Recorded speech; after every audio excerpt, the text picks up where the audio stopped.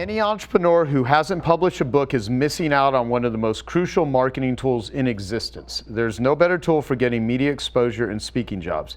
As a New York Times bestselling author of 8 books, Anna David has spent the past 2 years producing books for entrepreneurs and watching their careers skyrocket as a result. So she's in a unique position to share about the benefits of independent publishing and what can be done to your career as a result. Her title is What a Book Can Do for Your Business and Your Life. Please help me welcome my co-author, Anna David. Thank you.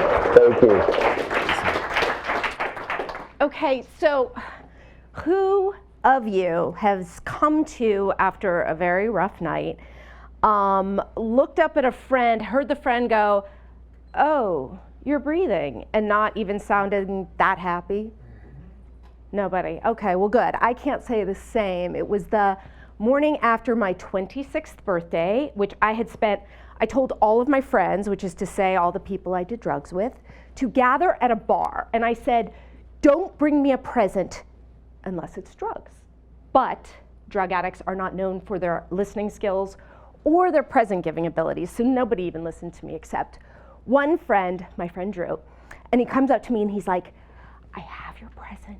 It's in the bathroom. I stole it from my roommate. And I think we can all agree it's better when a present isn't stolen, right?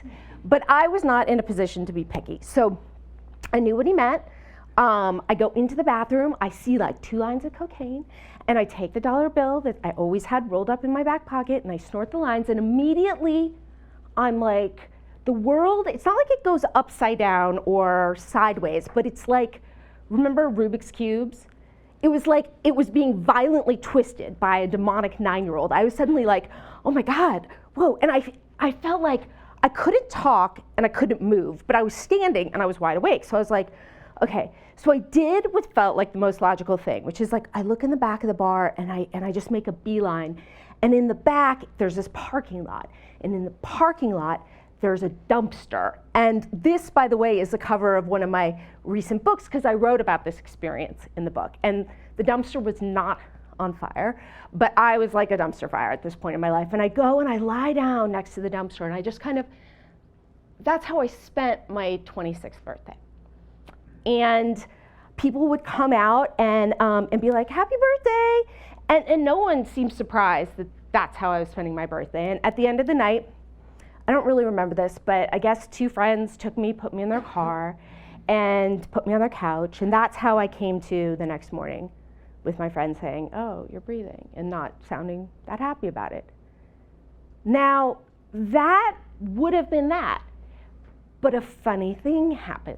In fact, a few funny things. One, I realized I was an addict, and I got sober. I went to rehab.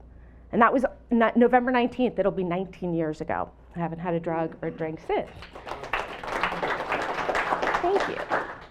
But the really interesting thing is I wrote a book about it.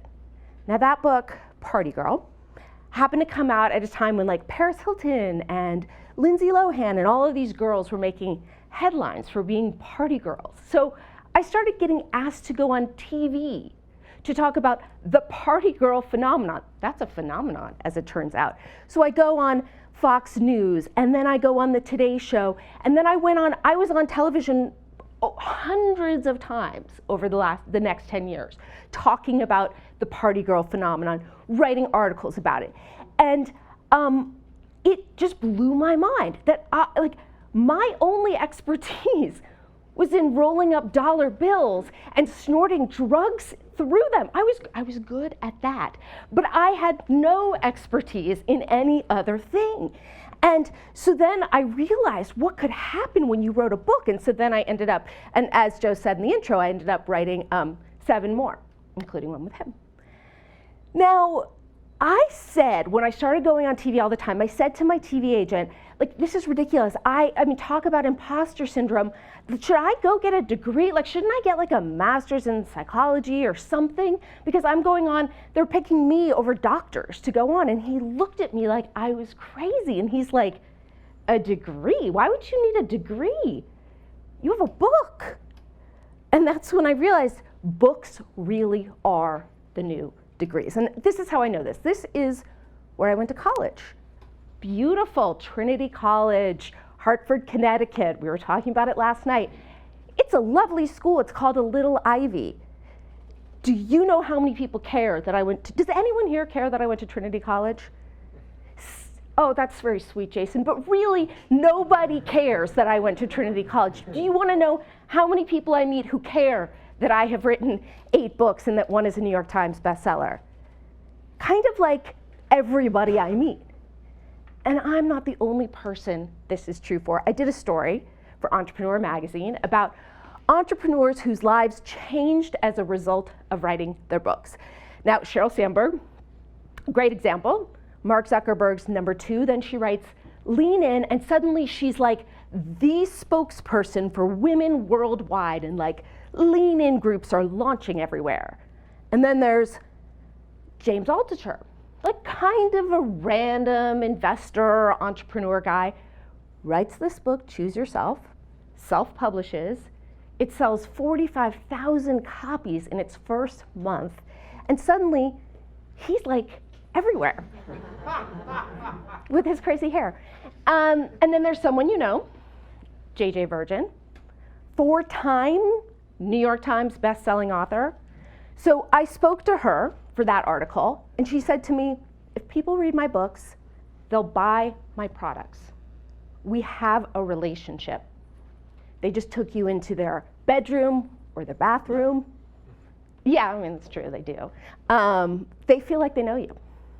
And then someone else you know, I spoke to Cameron for that story, and we talked about double. You told me I didn't even really want to write a book. I just wanted to increase my speaking fees. And they went from $15,000, I'm sure there are way more now, but they went to $30,000 after that book came out. But you said to me something I thought was even more interesting, which is I'll run across people sharing my ideas every day on social media. That wouldn't have happened without my books. So, as it turns out, a crazy thing has happened.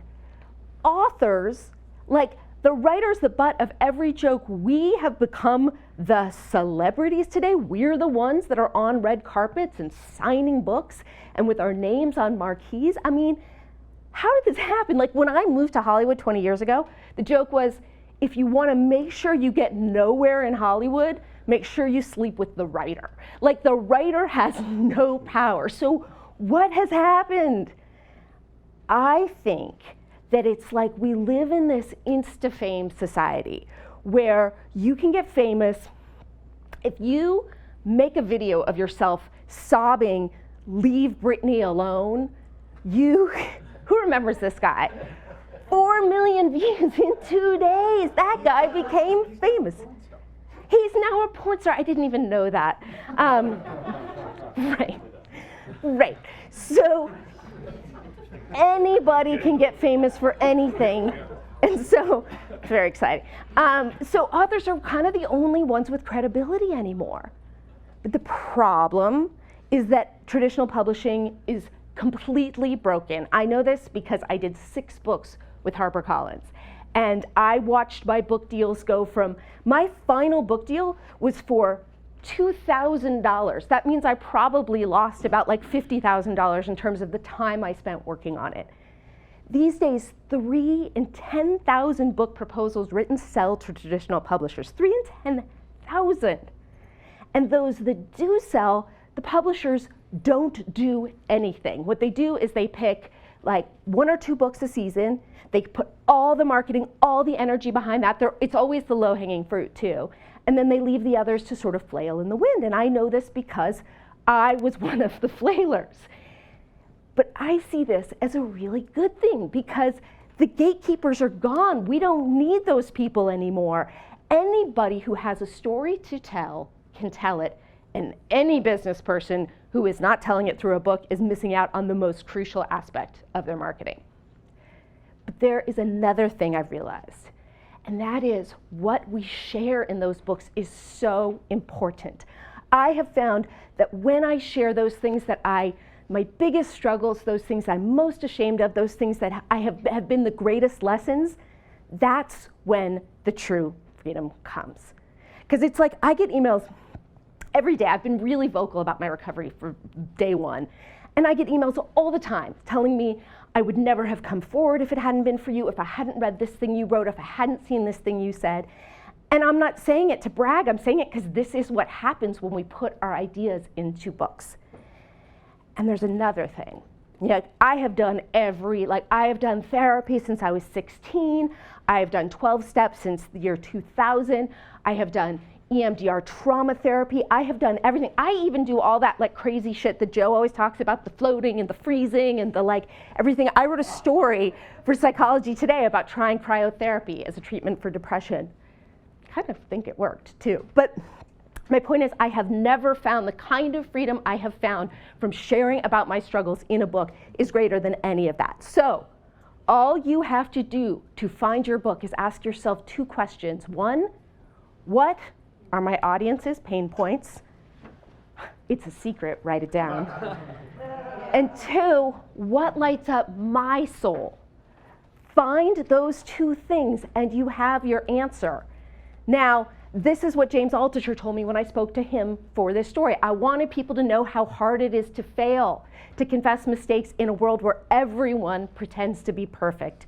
It was this very style of writing that multiplied my readers by 100 times. So that is my message to you. Figure out your story, share your story, let it launch you to a new level, possibly save a life, and it might even be your own. I didn't say thank you.